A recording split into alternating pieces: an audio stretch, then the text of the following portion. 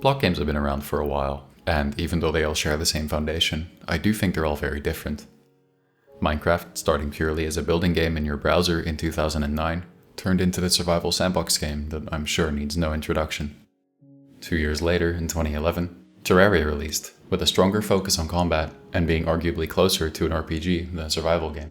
In the same year, Ace of Spades came out and combined pre-game building mechanics with a class-based first-person shooter, and being 2011, it of course had to be labeled Minecraft with guns. But another game released in 2011, which got a lot less attention than what I think it deserves. What you're looking at here is the first version ever of a game called King Arthur's Gold. It was really just a prototype made in 3 days, as the developer, who previously worked on a game called Linkdead in his own engine, scrapped his code and started working on King Arthur's Gold instead. It was based on the 1992 SNES game King Arthur's World, a side-scrolling strategy game. The point of the game was simple: get from the starting tent to the target location while fighting enemies and surviving traps. King Arthur's Gold was going to be something similar, but have every character be player controlled in PvP, as well as having, well, blocks. If you really want a comparison to other games, you could say it's a mixture between Team Fortress 2, with its class-based gameplay and variety of game modes, and Ace of Spades with its building mechanics, though the building plays a far bigger role in King Arthur's Gold. I don't really like these kinds of comparisons, however, as games are often far more than that. While the first prototype of the game was made on April 21st, 2011, a fully playable and free version of the game was already released in May. The studio making it was Transhuman Design, led by the main dev whose name I will purposefully not try to pronounce. The game had 32 player battles in 3 classes, being the Archer, the Knight, and the Builder. Archers and Knights have their own goal mechanics, but are fairly self-explanatory. Builders have to dig up stone and cut trees to build walls and other structures. Later, they could also dig up gold, which is a currency used to buy things like bombs and healing. Before I get more into what the game is, I want to talk about what it isn't. I mean, what it could have been. In an art book published by THT, there was some art for an overworld. It was going to be a tile-based map where you could move about and start fights from there. It even showed a purple-colored team, just kind of indicating that it might have been more faction-based. There were some class concepts like a barbarian and a thief and a bunch more. There's generally just a lot of interesting stuff in here, along with a lot of cute art.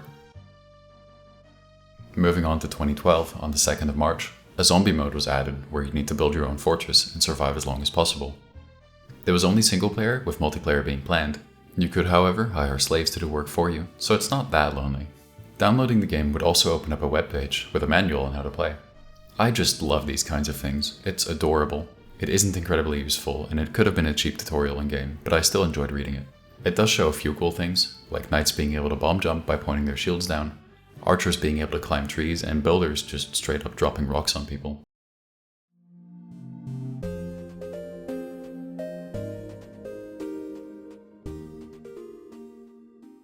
On the 2nd of May 2013, the game would go into beta, essentially completely remaking the game from the ground up. This does mean that it missed a bunch of content like Zombie Fortress, though that would be quickly added with a community mod. And generally almost everything was just slightly different. The old version of King Arthur's Gold was now called Classic, still playable, but unsupported. This beta was publicly accessible, but mostly quiet as the developers claimed it wasn't ready to go fully public yet. In July, this beta would get a proper announcement video on the THT YouTube channel. First, do you remember CAG Alpha? We call it now Classic. It's great, but me and Max always knew we could do better. That's why for the last year we have been working hard on making a completely new version of the game, which we now call the beta.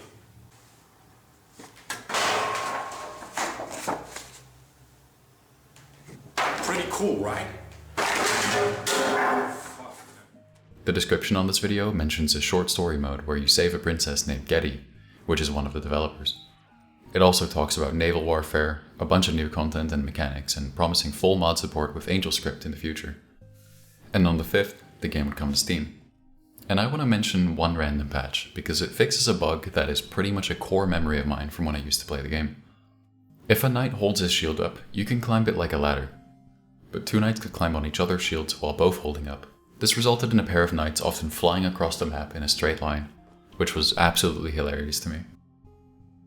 After this patch, however, you could only jump on top of the shield instead of climbing it. On April 9th, 2014, we get a reminder of what year this is as THC releases an example mod called Shipwrecked, showcasing what can be made. It's a total conversion top-down ship warfare mod that I thought was pretty fun, but I don't have much to say about it. A lot of stuff changes over the years, but I want to keep this video fairly short, so we're moving on all the way to 2018, where on December 13th, 3D mod support is added, which is completely nuts to me. A little preview is shown of what the modder Golden Guy has been working on, which would eventually turn into a functional boomer shooter. The same person even turned the game into a Minecraft clone at some point, which is funny considering how the game started, being called a Minecraft or a Terraria clone.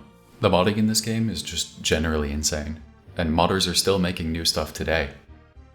A lot of the servers I played on while making this video were modded servers, and it completely changes the game most of the time. And I'd recommend all of them if you want to give the game a try. But the one I specifically want to give a short mention is Territory Control, made by T-Flippy, as it's also being made into its own game on Steam. On April 17, 2019, 8 years after the game started development, it went free to play on Steam, and is now mostly maintained by the community.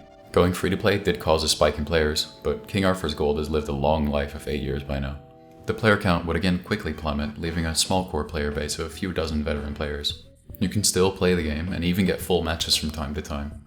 I have read that the remaining player base can be fairly toxic, particularly with oatcakes, but in my experience, everyone has actually been really nice. This is pretty much current day King Arthur's Gold. I've barely scratched the surface, and I'd love to talk more about the intricacies of the mechanics and the game modes, as it goes pretty deep, but I just don't know enough about them to add much.